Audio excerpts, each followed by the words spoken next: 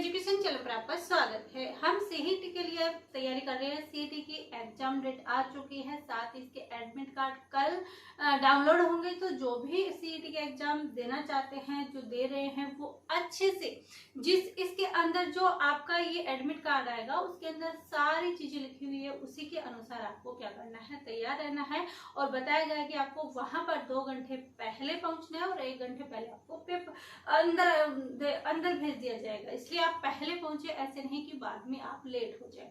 तो आज सीईटी के अंदर इसमें हम आज ज्योग्राफी के टॉपिक के अंदर देखने वाले हैं खनिज। जी हाँ, आज हम खनिज वाले टॉपिक के अंदर कुछ इंपॉर्टेंट जो टॉपिक्स हैं उन चीजों को हम आज की क्लास में देखने वाले हैं कि कौन कौन से खनिज कहाँ पर स्थित है। क्योंकि हम सिर्फ एग्जाम की देखकर ही, क्योंकि हमें 40% लाना है और 40% लाने के लिए ये खनिज वाला टॉपिक हम देख रहे हैं कि कौन सा खनिज कहाँ पर स्थित है, क्योंकि स्थान पूछे जाते हैं कि कौन सा खनिज कहाँ पर स्थित है। तो खनिज के अंदर कौन सा टॉपिक पढ़ रहे हैं हम आज पढ़ रहे हैं खनिज। खनिज वाले टॉपिक के अंदर सबसे पहले तो हम यही देखते हैं कि खनिज को हम कितने प्रकार से बांटते हैं। तो खनिज को हम 2 प्रकार से बांटते हैं। कितने प्रकार से बांटते हैं? 2 प्रकार से बांटते हैं। और 2 प्रकार के अंदर हमारे जो 2 प्रकार हैं वो हो जाएगा, एक तो हो जाएगा हमारा धात्विक खनिज, एक हमारा धात्विक खनिज हो जाएगा और दूसरा हमारा अधात्विक खनिज हो जाएगा। धात्विक खनिज और अधात्विक खनिज हो जाएगा। धात्विक खनिज और अधात्विक खनिज। तो खनिजों को हमने सबसे पहले कितने भागों में बांटा? तो खनिजों को सबसे पहले हमने 2 भागों में बांटा। और 2 भागों में कौन से? धात्विक खनिज और अधात्विक खनिज। अब धात्विक खनिज है, उनमें भी कौन से खनिज आ जाएंगे? तो धात्विक खनिज के बारे में भी लोह धात्विक, अलोह धात्विक 2 प्रकार से हम फिर से बांटेंगे। तो धात्विक खनिज के अंदर भी हमने इनको 2 प्रकार से बांटा।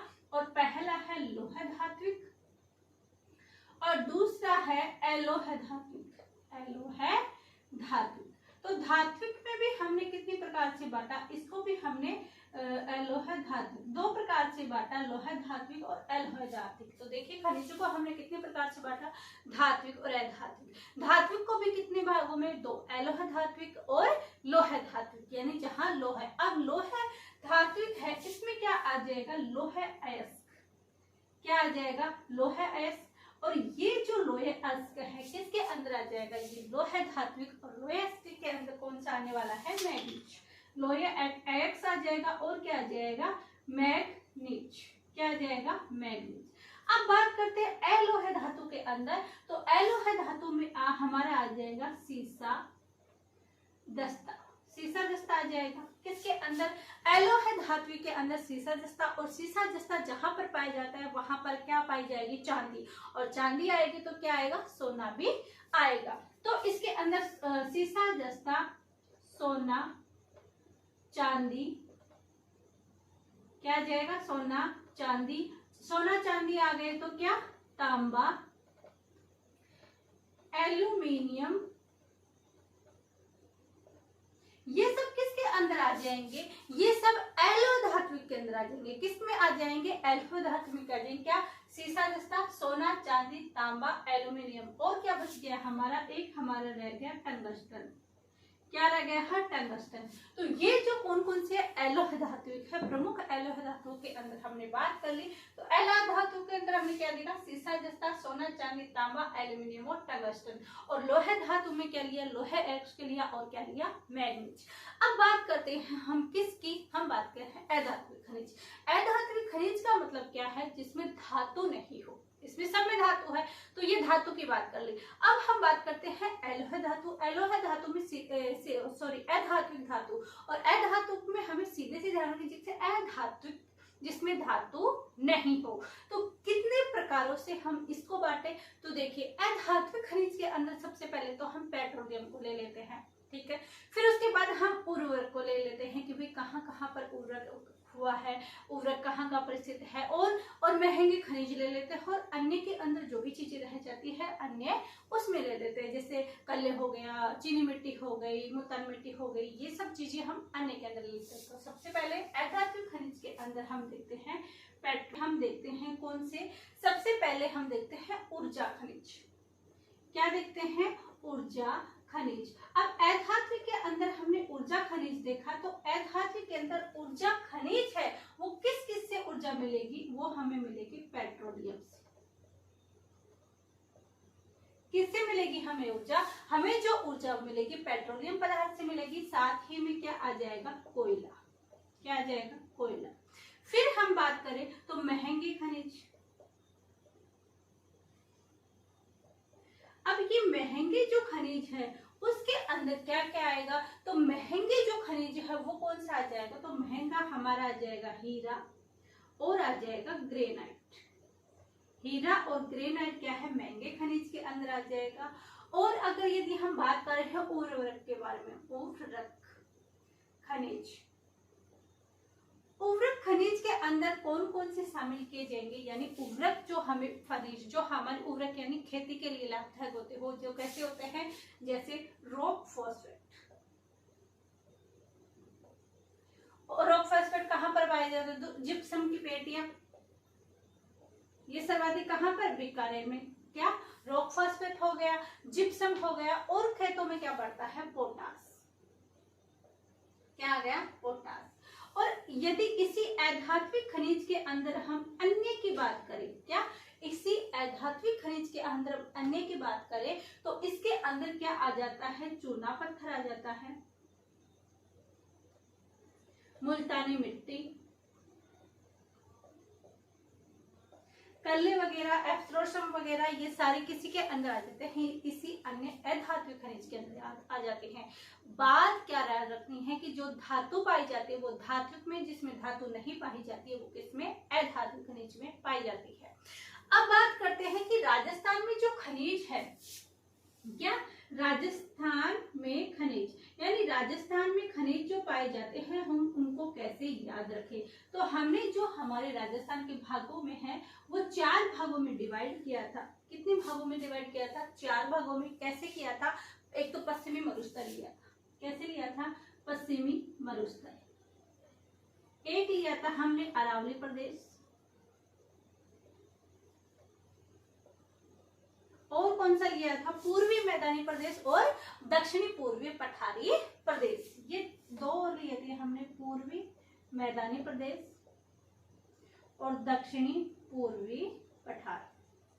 इसके अंदर हमने पूरा भौतिक प्रदेश के अंदर पढ़ा है और ये भी देखा है कि जो जो मरुस्थल मैदान है वो 33 सागर के अवशेष है, और जो पहाड़ है वो गोंडवाना का स्थान है। तो जो खनिज पाए जाते हैं वो क्या पाए जाते हैं, इन पहाड़ों के अंदर पाए जाते हैं। तो सबसे ज्यादा जो खनिज पाए जाते हैं वो इन गोंडवाना वाले के अंदर पाए जाते हैं। तो पश्चिमी जो मरुस्थल है, क्या, पश्चिमी जो मरुस्थल है और मैदान है वहां पर कौन सा होगा, अधात्विक होगा।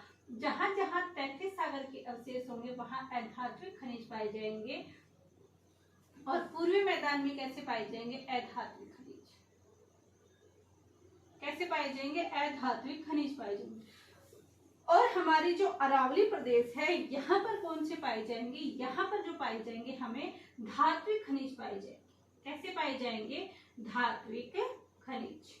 इस जो गोंडवाना का जो क्षेत्र है वहां पर कैसे पाए जाएंगे, वहां पर हमारे पाए जाएंगे धात्विक खनिज। और खनिजों की दृष्टि सबसे गरीब जो प्रदेश है, सबसे गरीब प्रदेश कौन सा कहलाता है, तो सबसे जो गरीब प्रदेश है वो पूर्वी मैदानी प्रदेश सबसे गरीब प्रदेश कहा जाता है। यहाँ पर खनिज न के बराबर मिलते हैं, ये देखा। और यदि पूछा जाए कि समुद्री खनिज कहाँ पर मिलते हैं, तो समुद्री खनिज भी हमें कहाँ मिलते हैं, इसी क्या नाम है, पश्चिमी मरुस्थल के अंदर हमें समुद्री खनिज देखने को मिलते हैं। तो क्या देखना, खनिजों के अंदर धात्विक और अधात्विक के अंदर देखा, धात्विक को 2 भागों में बांटा, लोह धात्विक। इसके बाद अधात्विक खनिज के अंदर ऊर्जा खनिज, जिसमें पेट्रोलियम, कोयला आ गया, महंगे खनिज हीरा, ग्रेनाइट, पूरक खनिज, रॉक फॉस्फेट, जिप्सम, पोटास, और ये जिप्सम और पोटास। अन्य खनिज के अंदर चूना पत्थर, मुल्तानी मिट्टी, एवेस्ट्रोम, ये सारी चीजें किसके अंदर आ जाती है, अन्य खनिज। अब बात करते हैं कि हमारी जो खनिज नीतियां हैं वो स्टार्ट कब से होती है, तो जो हमारी जो फर्स्ट खनिज नीति है वो 1978 के अंदर भैरव सिंह शेखावत जी के समय होती है। अब उसके बाद देखते हैं कि जो लोहे एश है उसके अंदर कौन सा स्थान है, और जो नवीनतम हमारी खनिज नीति आई थी वो कब आई थी, किसके समय आई थी, क्या वहां कुछ लागू हुआ था, ये हम चीजें अभी देखते हैं। तो इतनी चीजें क्या आपके आपकी कवर हो गई और ये कवर हो गई है, तो हम नेक्स्ट चीजें यहाँ पर क्या करने वाले हैं, देखने वाले हैं।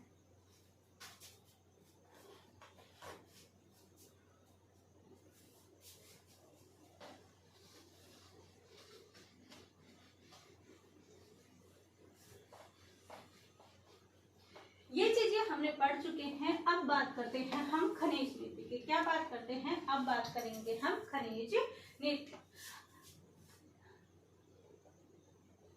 खनिज नीति की बात करते हैं। इस खनिज नीति के अंदर यदि हम फर्स्ट खनिज नीति देखें तो वो प्रारंभ होती है 1978 में और किसके समय होती है, भैरव सिंह शेखावत जी के समय। किसके समय होती है, भैरव सिंह शेखावत जी के समय। कब जो फर्स्ट जो होती है वो कब होती है, जून 1978 को भैरव सिंह शेखावत के बाद में। उसके बाद जो सेकंड आती है वो 1991 में और थर्ड आती है 1994 के अंदर। कब आती है, 1978, 1991, 1994। फिर 1994 के बाद आती है 1998 के बाद। क्या आती है, 1998 में। फिर 98 में आ गई, क्या आ गई, 1998, 1991, 94 और 98, इन चीजों के अंदर आ गई। फिर उसके बाद आई थी 2010। ये कौन सी थी, 4 हो जाती है, 5 हो जाती है और ये 6। और 2010 के बाद आती है हमारे जब मुख्यमंत्री सीएम वसुंधरा राजे जी थे, उस समय हमारी खनिज नीति आती है और वो आती है 2015 में। इस समय कौन थे, वसुंधरा राजे जी। वसुंधरा राजे जी थे। इस समय क्या आता है, हमारी ये खनिज नीति 2015 आती है। और ये खनिजों को इस वसुंधरा राजे के समय क्या किया था, जो सभी खाने थी उनको क्या किया गया, ऑनलाइन किया गया। क्योंकि पहले की क्या करते थे, गफाला करते थे, इनको आवंटन करते थे, पूरे पैसे की नीलामी भी नहीं देते थे, अपने अपने के अंदर करके पूरे पैसे वसूले नहीं जाते थे। तो ऐसे करने पर क्या हुआ, डॉक्यूमेंटों के अंदर इन गड़बड़ी करने लगे। इस चीज से ऑनलाइन कर दिया गया, धीरे धीरे सभी चीजें ऑनलाइन होने लगी है ताकि एक विश्वास बनाया जाए। लेकिन धोखाधड़ियों वाले लोग जो धोखाधड़ी करते हैं वो कैसे न कैसे कर देते हैं, चाहे सही करने वाले कितने भी करें। लेकिन ये जो धोखाधड़ी वाली बीमारी है ये तभी सही हो सकती है जब हर एक व्यक्ति कसम खाए कि हम बिल्कुल भी ये चीजें गलत नहीं न करेंगे, न होने देंगे। यदि हर आदमी ये करके बैठ गया कि हम ये चीजें नहीं करेंगे तो हमें कोई नीतियां, कोई चीजें कुछ भी लागू करने की आवश्यकता नहीं है। अब बात करते हैं हम वसुंधरा राजे में ऑनलाइन किया गया है लोहे एस्क की। क्या बात करते हैं, लोहे एस्क की बात करते हैं। और जो ये लोहे एस्क है वो कितने प्रकार का होता है, 4 प्रकार का। हमारे यहाँ लोहे एस्क कितने प्रकार होता है, 4 प्रकार का। कौन कौन से, सारे टाइप कौन से है, टाइप होगा, पहले होगा मैग्नेटाइट, दूसरा होगा हेमेटाइट, और पहला कौन सा होगा, मैग्नेटाइट, दूसरा कौन सा होगा, हेमेटाइट, और कौन सा होगा, लिग्नोसाइट और सिड्रेसाइट।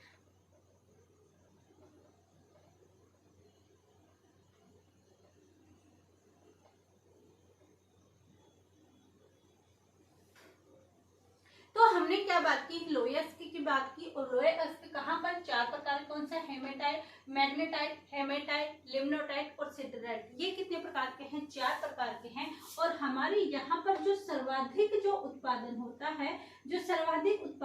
है, वो किसका होता है, हेमेटाइट का। किसका होता है, हेमेटाइट का। अब बात करते हैं कि कहाँ कहाँ पर ये क्या है, हमारे लोहे एस्क है, कहाँ कहाँ पर चीजें हैं। लेकिन हम इससे पहले एक छोटा सा एक डायग्राम बना लेते हैं, छोटा सा एक पतंगाकार हमारे राजस्थान का मानचित्र बना लेते हैं। इसके अंदर आपको कॉपी में सिर्फ इतना सा ही बनाना है और इतने से के अंदर कितने जिले इसके अंदर करना है। तो सबसे पहले हमें लोहे एस्क के अंदर क्या रखने हैं, जिले। तो जिले के अंदर हम यहाँ से क्या लेंगे, यहाँ से हमने ले लिया, एक तो हमने ले लिया जयपुर। क्या नाम ले लिया, जयपुर। हमारी राजधानी क्या है, जयपुर। जयपुर। एक जो नवीन जिला बना है वो बना है नीम का थाना। क्या बना है, नीम का थाना। तो कौन कौन से जिले लिए हमने, ये जयपुर लिया, उसके बाद नीम का थाना लिया, और जयपुर के पास यहीं पर एक आता है हमारा दौसा। क्या आता है, दौसा। तो हमने जयपुर, नीम का थाना, दौसा ले लिया और उसके बाद हम लेते हैं भीलवाड़ा और लेते हैं उदयपुर।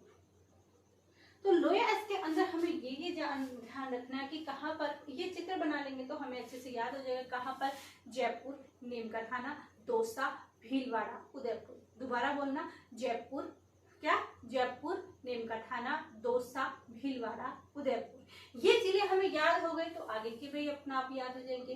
अब बात करते हैं, हमने लिखा कि जयपुर, जयपुर ये एग्जाम में बहुत बार आ चुका है कि जयपुर में कौन सा स्थान है जो लोहे एस्क के लिए जाना जाता है। तो जयपुर वाले लोग बड़े राज्य मौज में रहते हैं। क्यों रहते हैं, उनके पास लोहे एस्क के क्या है, भंडार है। तो वो मौज करते हैं और बमबोले गाते हैं। क्या करते हैं, मौज करते हैं और क्या करते हैं, बमबोला का नाम देते हैं। तो जयपुर के अंदर, जयपुर में लोहे एस्क है तो वो क्या करते हैं, बड़े मजे से रहते हैं। क्या, बड़े मजे से बन ठन के रहते हैं। तो वहां पर जयपुर में कौन सा आएगा, मोरिजा बानोला।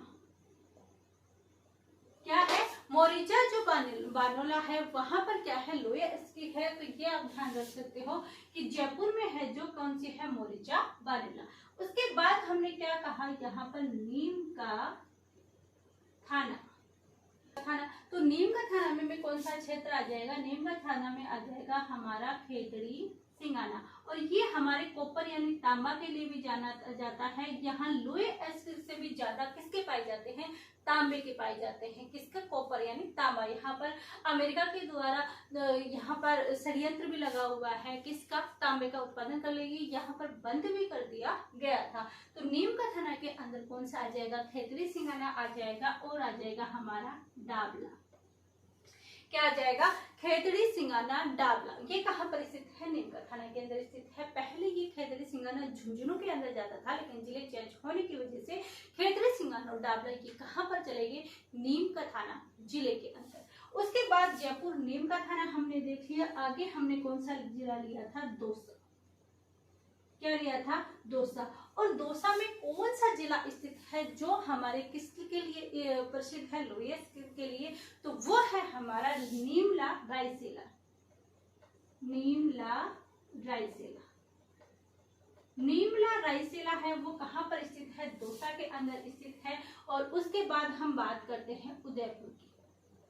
किसकी बात करते हैं, उदयपुर की। तो उदयपुर में कौन से लोहे एस्क की पाल है, तो नाथरा की पाल, नाथरा की पाल, नाथरा की पाल है, वहां पर लोहे एस्क पाया गया है। और आता है हमारा भीलवाड़ा।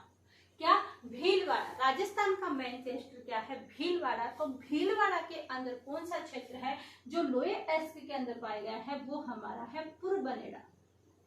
क्या है, पुरबनेड़ा। और इसी भीलवाड़ा में नवीनतम भंडार मिले हैं, नवीनतम भंडार। और ये जो नवीनतम भंडार है ये कहाँ पर मिले हैं, ध्यान रखने की बात है कि ये नवीनतम जो पट्टी मिली है वो कहाँ पर मिली है, ये मिली है ओन्याड़ा से जीवों का खेड़ा।